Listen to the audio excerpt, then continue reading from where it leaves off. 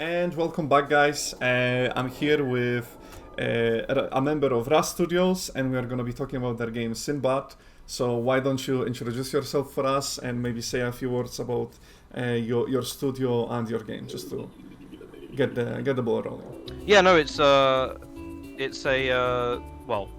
which part do I start at? The studio part. Whichever. What's your name?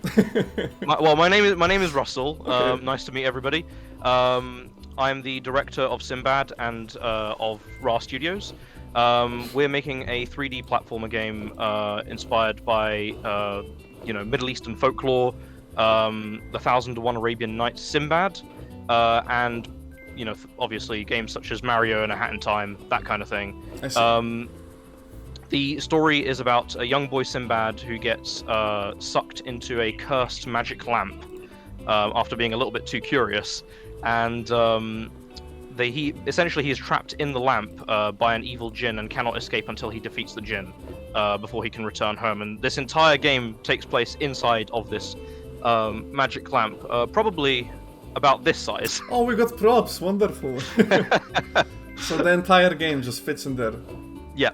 Essentially. Okay, if we are talking metaphors, would you say, according to the size of that lamp, is the game small in scope, or was it quite challenging to get the project out?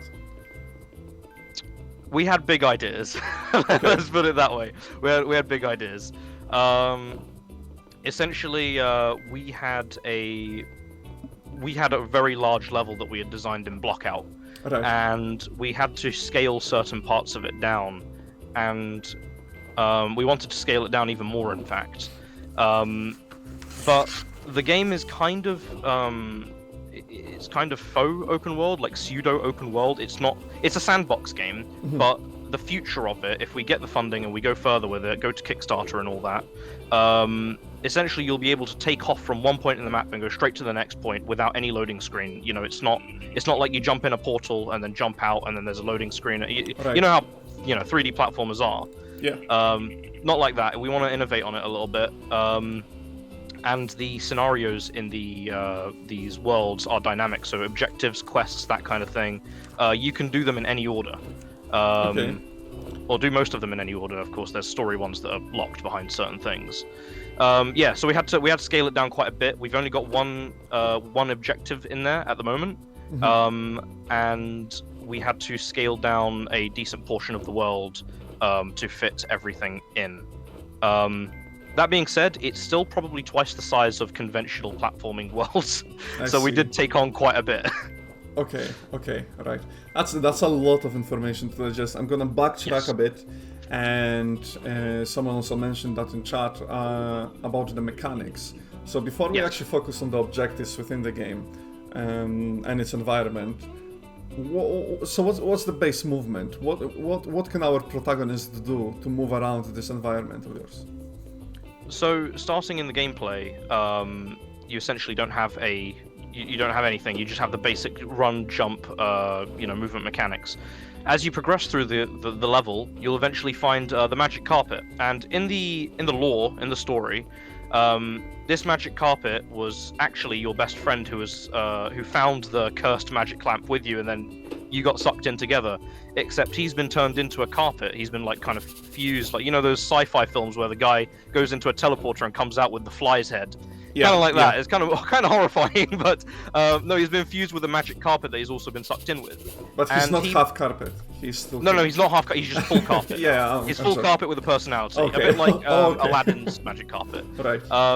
And he becomes your companion. You find him later, midway through the level. He becomes your companion, and essentially what you can do is you can throw him, and he interacts with objects. So, for example, if you find a market stall, those kind of wooden frame market stalls that you find in the Middle East. If you find one of those that doesn't have a canopy on it, it doesn't have a cloth on it, you throw it at that stall, and he becomes the cloth, and then you can jump on it, and it will bounce you up like a trampoline. We just had that showcase, I think, in gameplay, but where it happened sideways. Ah, right, okay. So that's actually the slingshot. Okay. So, two poles coming up out of the ground, throw it at the slingshot, and it becomes a slingshot, and then you can bounce around with it. So it's got some really cool mechanics. You can also use it for boats. So, for example, if you find a boat without a sail, you jump on the boat, throw it at the sail, and then, where the sail should be, and you can control the boat. That's not in the game at the moment. We had to cut a couple things. But, I see. Okay. Yeah, that's Sinbad's mechanic, and the enemies in. I'm sure you're seeing them in the gameplay right now. The only way to defeat them is to stun them with the carpet. So the carpet actually has a really important role in this game, and we want to focus everything on the carpet. Okay. That's interesting. I actually swapped back to our interview because I want to ask you some more questions, but yeah, we had quite a fair amount of time to showcase the carpet, and no, I think it's interesting how you actually took the focus away from the protagonist itself, and the protagonist is essentially the carpet. It's almost like it's not just the extension of the player, but it is the player in a sense. Yeah. It's almost like Venom and Spider-Man situation. yeah, kind of. Pushing the boundaries there, but yeah. Yeah, I mean, some could compare it to Banjo-Kazooie. However, in our game, he's very much the second player. Like he is, Sinbad's partner, best friend. He's always going to be with you. He's going to get you out of those sticky situations. I can almost imagine the final cutscene. You're falling from the sky, and then all of a sudden he comes and catches you. And brings you to safety. So it's that kind of. It's not just an object that exists that you use. He is part of the player essentially. Okay. And so could you actually tell us what was it that you actually had to cut out from the project? What ended up being out of scope, and how did it maybe help with the development, or what did it change? So we had to cut out the so you saw that at the start there were islands, right? Yeah, so those islands were meant to be much bigger. So they were meant to be almost like an entire level on their own, essentially. Multiple strings of islands leading up to that port section, and essentially, there was going to be a boat traffic jam getting into the port. There was going to be some really fun stuff there, but we had to cut it because we simply didn't have the time. So we set our focus on the port itself, and the fortress and the section from the shops essentially leading up to the fortress, which I'm sure you'll see soon in the gameplay. Yeah, we got the gameplay restarting. I think viewers will have a chance to see the small islands leading to the big one just now, along with the boat. But also after seeing your promo image towards the end of the gameplay, it does give me a vibe of these really nostalgic platformers that I personally used to play when I was younger. It has a very similar vibe, but at the same time you can see and you can feel the smoothness of the gameplay is definitely like up to date, I would say. So I think that's a really nice thing about your game. No, thank you. That means a lot. Absolutely. That was one thing we focused. That's one thing we absolutely focused on for the first 2 months, essentially. But the only thing we did was sit and fix and iterate and polish the platformer, like the platforming character, which is Sinbad, of course. So yeah, we literally we thought to ourselves that this doesn't feel as nice as it should be. How do we make this a modern platforming character? And that's what we set our focus on. Because we play a lot of these, when you play a lot of these old platforming games, there's always something that bugs you about the movement and the gameplay. There's always something wrong with it that you just don't quite, click with, or you just get frustrated with, or you lose a life and you have to go back to the start of the level. We just wanted to do a bit more of a modern take on that. Yeah. Okay. Yeah. I'm quite liking the mechanics. I think you really did manage to make it flow and make it fluid, and it does make it for a really enjoyable gameplay. It makes me want to play the game because it's simple. Speaking of simplicity, actually I'm gonna take a detour here. Okay, would you like to touch on the art and why it went this way? Okay, so yes, absolutely. A lot of people have expressed concern with the art. This is all prototype art. We don't intend this to be the actual final art of the game. I see. The final art is going to look a lot more like a, I suppose, trying to think of a good example. Probably modern, Nintendo games, something along those lines. Maybe you can tell us in terms of style. Are you looking like a mixture of just simplified stylized or simplified realistic sort of thing? Are we gonna get like a Prince of Persia feel? Maybe you can give us a comparison. Yes, I think absolutely simplified realistic with simplified realistic, okay. Yeah, with a painterly style. Okay, yeah. So you might be leaning into stylized, or am I wrong? Yeah. Yeah, I mean it's a mix in between. Okay. The art is definitely something we need to improve on. Yeah, but I think with that, I would actually outline the. Personally, I think nailing the mechanics is really important. And in many games, especially when in platforming, in your case, it is the core, right? It is the core of the gameplay. It's what you do. It's what you do throughout your entire, time spent in the game, pretty much. Yeah, absolutely. In terms of changes of within the development, right? You like we just said, you did focus on a lot on the mechanics and such.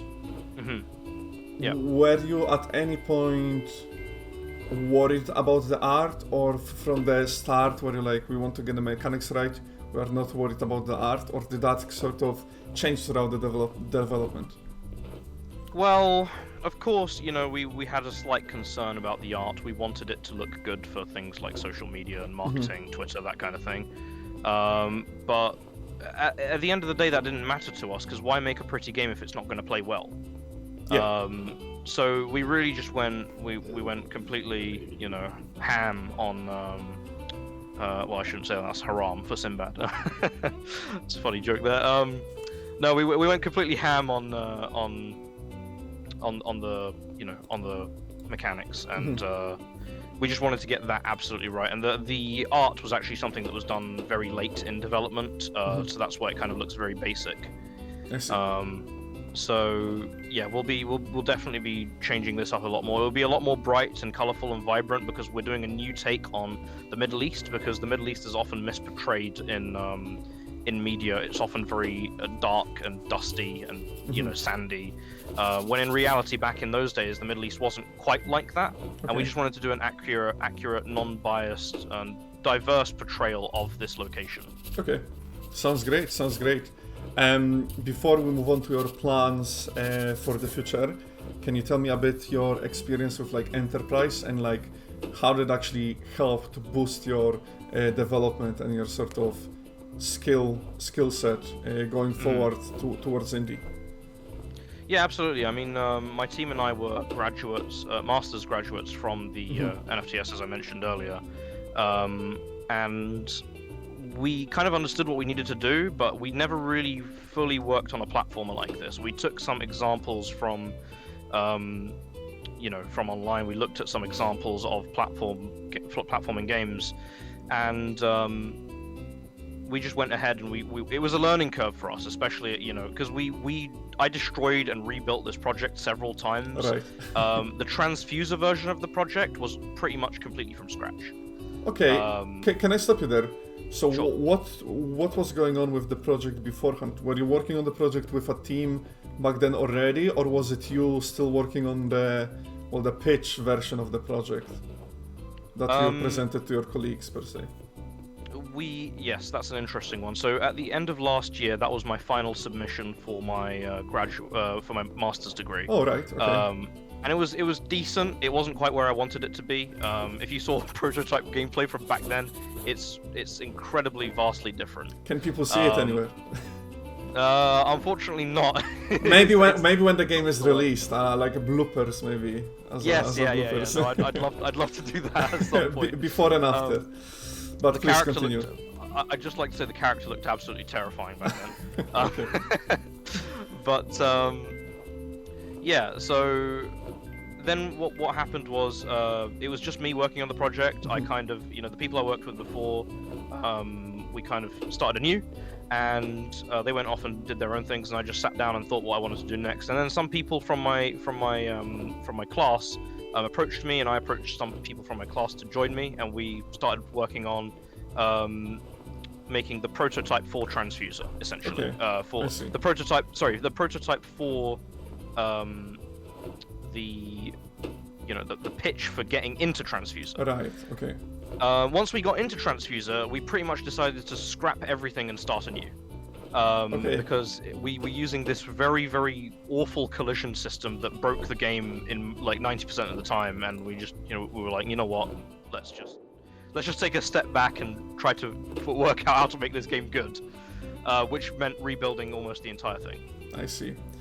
We have some questions in the chat. One of them was, I know the answer, but maybe you can say why. For example, what did you use to produce the project? In terms of software? In terms of software, the engine, I believe.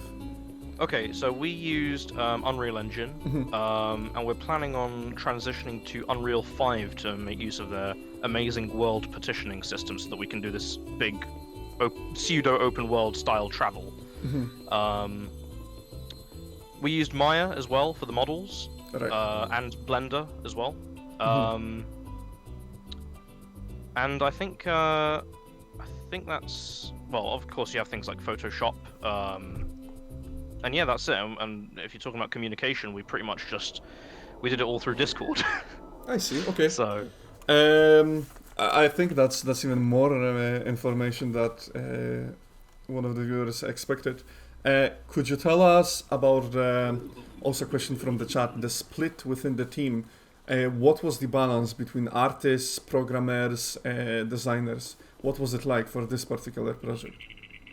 Okay, that's an interesting one. So I was obviously doing the sort of the puppeteering, the designing, and all and all that for the overarching game. We have my team member John, who was doing the level design. He did pretty much the entire everything besides the islands, I think, and the port. So he did that entire grounded landscape. We have Kamal, who was technical artist. He was doing some checks on the art and things from collaborators, contractors, making sure that they were doing their job properly. And he designed the islands and the port here. And finally, we have Guy, who did the playtesting to make sure that this feels quite nice. So awesome. Yeah, I hope that answers that question. Yeah, definitely.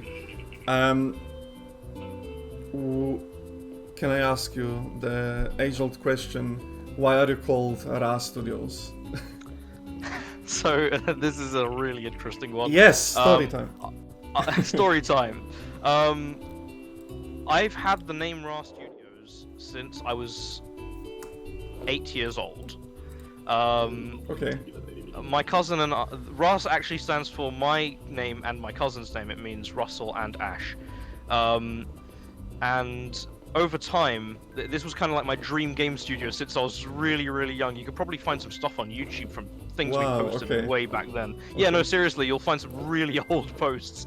And it was essentially my dream studio to do this. That's awesome. And now we've kind of altered the name. My cousin's no longer part of this. My cousin, went off and obviously he's not doing game dev. But the name stuck, and I really like it, and it's got a history behind it. It now means Russell and Associates, or we're not quite settled on it, but it means our team name. It doesn't just represent the two of me and my cousin anymore. You know, one could say that your studio name was years in the making. It was really it took a bit to come to where it's at now. Absolutely. What are your plans now? What's the plan of the game? Where is the Sinbad off to next? So, hopefully we win Transfuser. That's something we're really, really hoping to, get. We've been making connections with, the people behind Billy Bust Up, We want to maybe speak to Hat in Time people, and we want to go for publishers as well as maybe try and Kickstarter. We'll see we'll see what comes first. It depends on what deals better. We've actually also honorable mention. I know I'm bigging up this big Jin character, so we're just talking about the prototype here. But as we, as the game gets developed and it becomes cooler, you have more of these story elements and things going on in the world. This big bad Jin character is actually going to be voiced by Mike Pollock, who is the voice actor of Dr. Eggman. So from the Sonic series. Yeah. Damn. So yeah, we've got some cool backing behind this. We're also looking to collaborate with other game dev teams, and just do some partnerships and that kind of thing. Just grow a nice, healthy community, make the game really, really cool and fun. We're also going to be doing playtests next week. If anyone's interested, you can join the Discord server. I'm not sure if it's up on the screen. But... Yeah, it's scrolling. It's just coming around as we speak. Yeah, so please join that, guys. And also, you can vote for the game. Reminder on the ProtoPlay website, to which link is below the stream. If you just click on the panel, it's gonna take you to the website, and there just search for RAA Studios and their game Sinbad. Awesome. Thanks, guys. Just last questions. Oh, okay. just few more to finish up. What's the most reliable? Would you say? I mean, probably Twitter, right? To hear the newest updates on your game progress, right? Yeah, Twitter. Yeah. So we've been posting a lot of really cool things on Twitter. We've been posting GIFs of game mechanics, and awesome. Over there you can see the updated UI, not like what we had in that trailer. It's really good, by the way. Okay. We're posting things on there, and also Discord. Discord's probably the most up to date though. I see. Okay, guys, so head over to their Discord. If you missed the Discord by any chance, remember, to the website, and if you go to the team page, you should find all the information there. Okay, well, thank you so much for talking with me today. I think your game is looking great. As a platformer, I think it nails the core mechanics on which you clearly focus. I would say scope-wise, you knew what matters in your project. So yeah. I think that's really great to see from a team that's looking into fully develop the game. Hopefully, I'm excited to play it whenever it comes out. So I'll keep an eye on how the project goes. Well then, thank you so much once again. No, thank you. Absolutely, and best of luck with the development. We're gonna go on a short break, and right after I'm gonna be talking with a member of the team, Dark Arts Production. See you soon.